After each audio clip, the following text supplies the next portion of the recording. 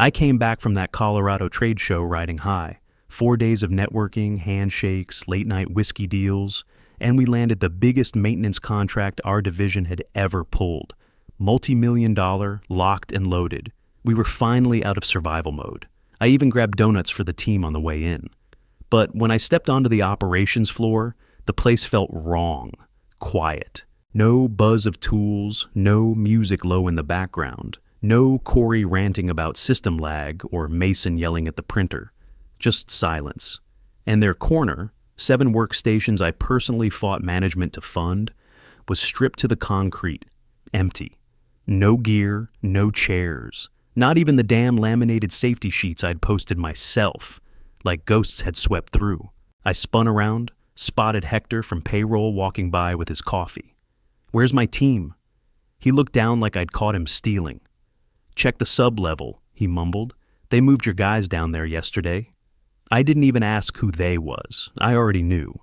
I took the stairs down, 2 at a time, into the sub-level, the old break room near janitorial, and there they were. 7 grown men shoved into a space that looked like a crime scene from the 90s. Folding tables, mismatched chairs, cables duct taped to cracked walls, a damn mop bucket collecting water from the ceiling. Corey looked up from his tablet. "While you were out," he said, "Carter showed up with a moving crew. Gave us 30 minutes to clear out. Said it was to make space for some new process optimization consultant." That word, consultant, made my jaw clench.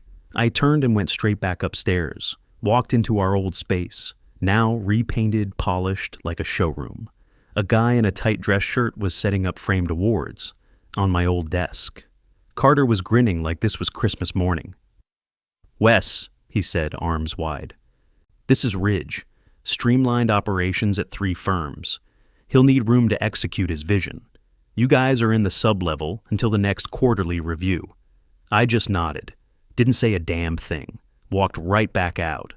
Back in the basement, I found my team pretending to work. Truth was, they looked gutted. Mason, 35 years in this building, just muttered, "All this time," and I end up shoved in a closet like a spare part. I looked around. That space wasn't a workplace. It was a warning. I kept my voice low. "Start gathering your gear. All of it. Tools, files, notes, anything that matters to you." Tyler looked up. "Just for down here?" "No," I said. "Everything you'd take with you someday. And keep it quiet." Between us, nobody asked questions after that. They just nodded and got to work. Silent, focused, like they already knew what I was thinking. I'd been with that company 19 years. Started with a wrench and a clipboard. Worked my way up the hard way. 3rd shift, weekend call-outs, winter breakdowns that froze your hands stiff before you hit the shutoff valve. Guys like us, we didn't get groomed for leadership. We earned it through busted knuckles and field hours. And those men in that basement with me, I picked every one of them. Corey, sharp as hell, maybe too sharp sometimes. The kind of guy who'll tell you your plan's stupid right to your face, but then stay up all night fixing it. He used to work systems in oil refineries. Came to us because he wanted less politics. That aged poorly. Mason, ex-Navy, ran engine rooms on ships bigger than this whole damn building. Quiet most days, but his hands knew every bolt, every valve. I've seen him rebuild a busted pressure system in 2 hours flat, using nothing but scrap and zip ties. Tyler, fresh out of trade school, hungry, loyal, didn't talk much. I saw myself in him. First guy to show up, last to leave. Reminded me why I started this in the first place. And the rest of them? Solid, professional. They'd taken hits for this company more times than I could count. We didn't just meet quotas. We exceeded them, under pressure, on short timelines, in brutal conditions. No excuses, no safety net. We were the reason this place still ran. And Ridge? That guy had shiny shoes and slick numbers, but his resume read like a revolving door. 3 companies in 2 years. All of them restructured right after he left. Carter called him a visionary. Yeah, well, I'd met a lot of visionaries who couldn't hold a wrench. Down in the sub-level, we made it work. Hot as hell, cables overheating, lights flickering, dust clogging up the fan filters. But we didn't miss a single deadline. We logged every job, updated service records, ran diagnostics. We did it because it mattered, because we still gave a damn, even if nobody upstairs did. "Why are we cleaning up this mess for them?" Corey asked one afternoon, staring at the pile of stripped hardware we'd cataloged. "Because we finish what we start," I told him. "No matter what." He didn't like the answer, but he kept working. I had them archive everything. Every SOP, every version of our training docs, all our workflows, backup logs, internal process notes, organized, indexed, clean. Not for Carter, not for Ridge, for us. If they were going to shove us in the dark, we were going to leave behind a blueprint they couldn't ignore. One that proved who really kept the lights on in that building.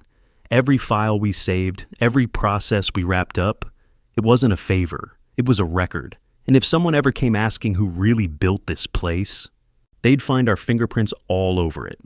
A week later, I got the email. Subject line: Board presentation invitation, Wednesday 9 a.m. Came straight from the CEO's assistant.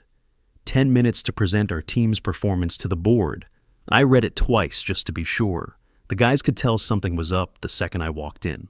I barely sat down before Corey asked, "What's going on?" "We've got 10 minutes with the board," I said. "Just me presenting." "Wednesday?"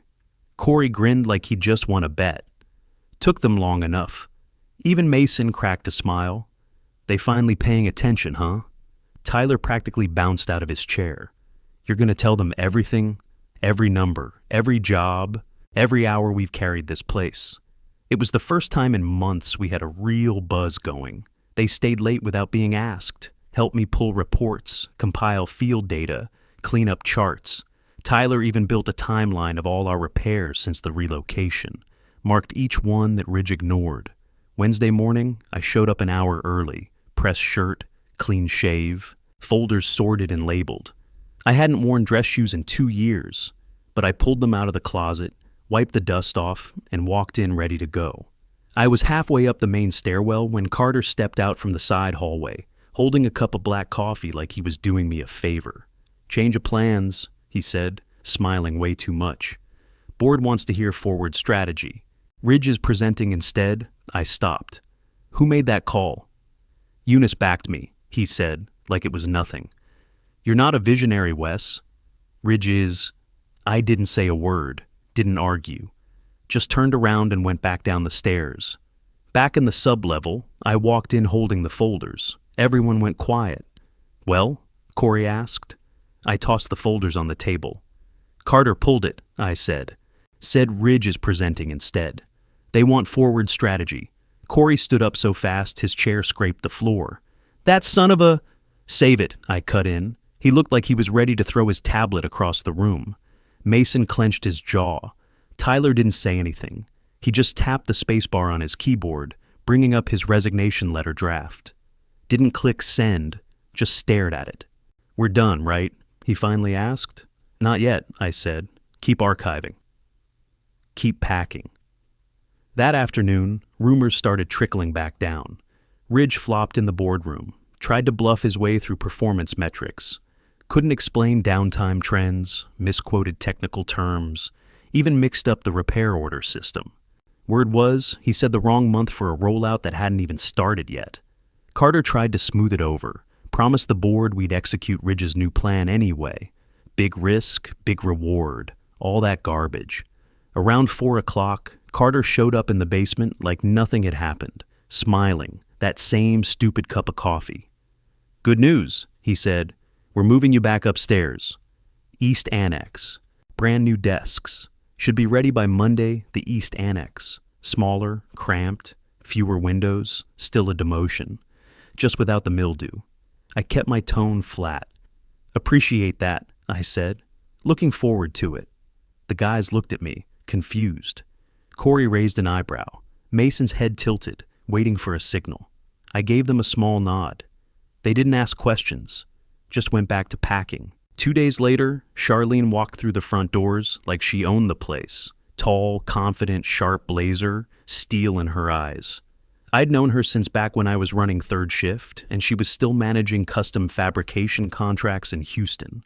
Now she was a director over at Franklin Dynamics, one of the fastest growing fabrication outfits in the state.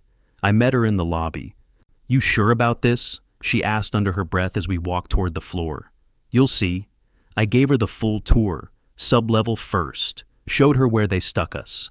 The cables taped to the walls, the cracked tiles, the water stains, the heat hanging in the air like a punishment. She didn't say anything, just took mental notes. Then I walked her upstairs, past the main operations corridor. I timed it on purpose. Ridge and Carter were giving a tour to a few guys in suits. One of them had a leather-bound investor packet in his hand. Wes, Carter said, like we were best friends, meet the folks interested in our new productivity model. Charlene smiled and stepped forward. Charlene Vega.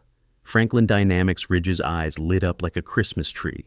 Always good to see interest from a real industrial leader, he said, extending a hand. Ridge Fallon, lead optimization strategist. She shook it, firm grip. You said you increased throughput 300% at Jasper Systems? She asked. That's right, Ridge said, chest puffed out. We implemented a vertical overhaul model. Cut out waste, accelerated job cycles. Interesting, Charlene cut in, voice even. I used to oversee vendor contracts there. That's not what our reports showed. Ridge froze, just for a second, enough to catch it. Carter shifted. Well, different departments. I made an offer to Wes and his team last week, Charlene said, looking straight at the investors. And they accepted. We're building a new division. They start Monday. The room went dead quiet. The suits looked at each other. Ridge blinked. Carter's face went pale. You can't poach a whole team, Carter snapped. We signed contracts, I said. You shoved us in a basement. There's no non-competes. We're free agents. Carter stepped forward, trying to get louder than the truth. I'll match her offer. Hell, I'll double it. Too late, I said. You made your choice. We made ours. The investors didn't even wait for more. They muttered polite goodbyes and walked off. Ridge didn't say a word, just stood there, lips tight, like someone unplugged his confidence. Charlene gave me a nod and headed for the exit. Carter followed me down the hallway after she left. Do you have any idea what you've done? He hissed. I saved my team, I said. You chose him over us. Now live with it. He started to say something else, but I didn't care. I walked away. Downstairs, the guys were already smiling before I even opened my mouth. You really gonna make us wear Franklin polos? Mason asked. You wear whatever keeps the lights on, I said. Corey leaned back, arms crossed. So, we're really out? Not all of us, I said. There's still one more meeting coming. Stay sharp. That night, my phone rang just past 10. Unknown number. I almost let it go to voicemail, but something told me to answer. Wes, the voice said. It's Eunice. I stood up from my chair. Didn't expect to hear from you. I want to meet, privately. Tomorrow morning, 8 a.m., glass conference room, click, no small talk. Just like that. I showed up early. The city skyline looked like a painting behind her as she sat at the head of that big polished table. She didn't get up, just motioned for me to sit. Then she slid a folder across to me. I read your numbers, she said.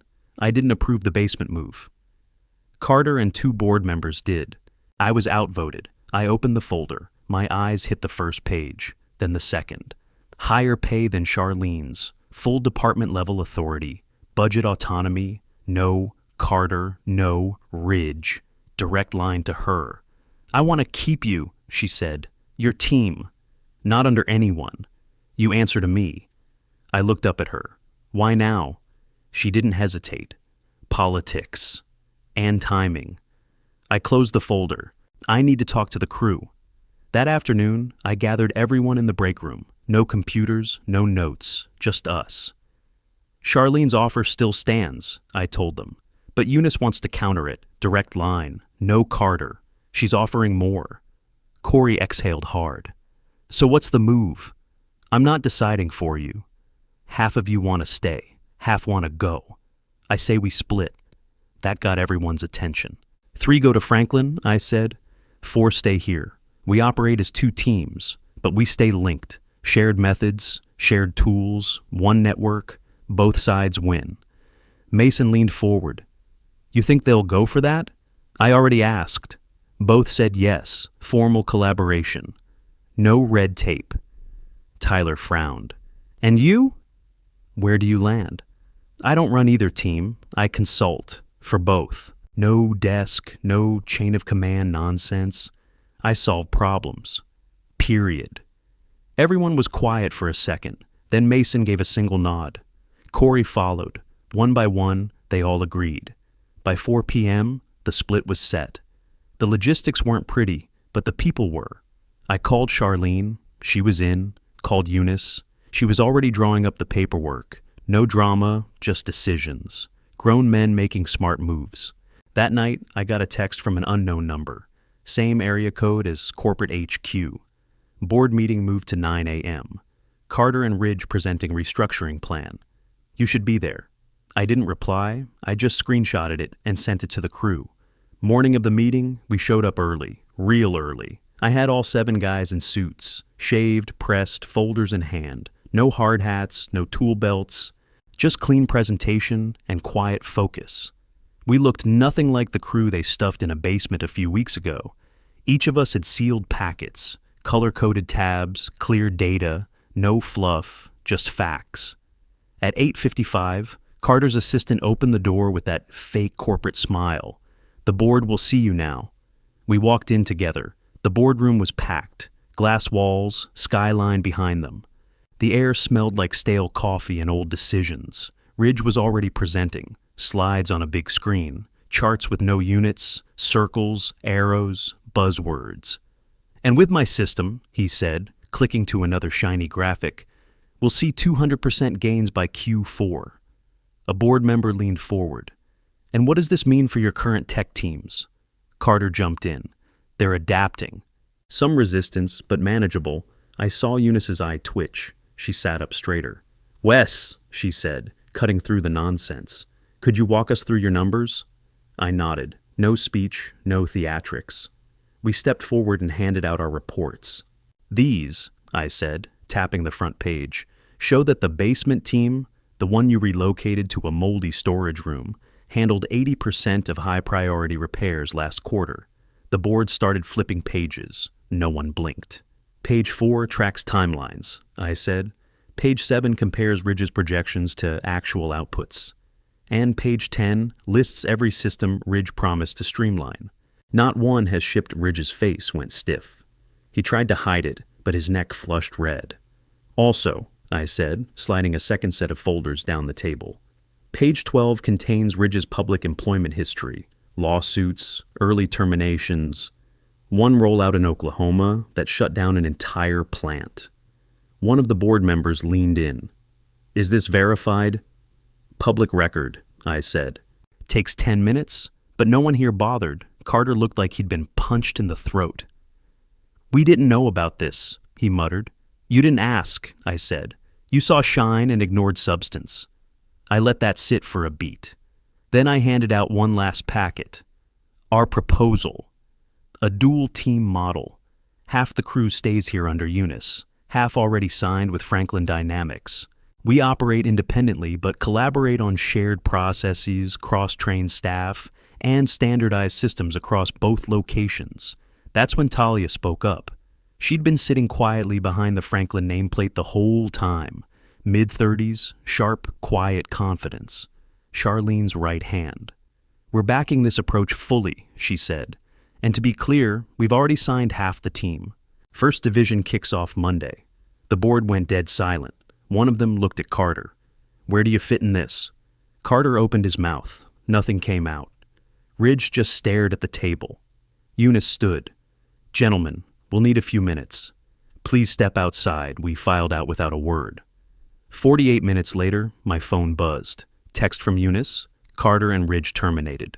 Offer approved. When can you start? I turned the screen so the guys could see it. Corey let out a breath and leaned back in his chair. Well, damn, I smiled. Guess we just did. We met at the bar that night. Whole crew, both teams. Franklin guys on one side of the long table, company team on the other. First round was already poured. Nobody said it, but we all knew what this was. A line in the sand, and we'd made it across. Charlene showed up halfway through the second round, dropped her coat on the chair next to me, and gave Mason a solid clap on the back. You boys earned this. Corey raised his glass. To basements and better endings? We drank. Even Tyler, who usually sipped soda, had a whiskey in front of him. A few minutes later, my phone buzzed. Text from Eunice. Congrats. Proud of what you built. Let's go. Make it work. I held up the phone so they could see it. Corey leaned in. So, that went better than expected. I took a sip. It went exactly how it needed to. You planned this whole thing? Tyler asked. Not all of it, I said. But when Carter brought Ridge in, I knew we needed leverage. This setup, 2 companies, shared expertise, it's our insurance. No one can bury us now. Mason grunted. So, who do you work for these days? Both? Half-time consultant for each. No desk, no chain of command. Just problems to solve. Corey shook his head. You realize what you did, right? I looked at him. People laughed. Tyler actually smiled for once. We stayed late, talked jobs, shared upcoming projects, compared notes on what equipment we'd need. Nothing flashy, just forward. 6 months later, our dual-team model got picked up by an industry journal, called it The Future of Legacy to Digital Transition. Whatever that meant. They didn't mention the part with the mop bucket. Ridge started popping up on YouTube, selling leadership courses for $499 a seat. I watched 5 minutes of one and had to shut it off. Carter vanished into some logistics firm with a name that sounded made up. Nobody missed him. Our guys? We've got natural light again, equipment that doesn't need duct tape, CEOs who ask for input before making decisions. We train our own replacements now, not because we're leaving, but because we're building something that outlives us. Funny thing, sometimes the best revenge isn't yelling or lawsuits. Sometimes it's walking out on your own terms and leaving the clowns to mop up their own mess. Basement's still empty, but we built something down there that nobody upstairs can ignore again.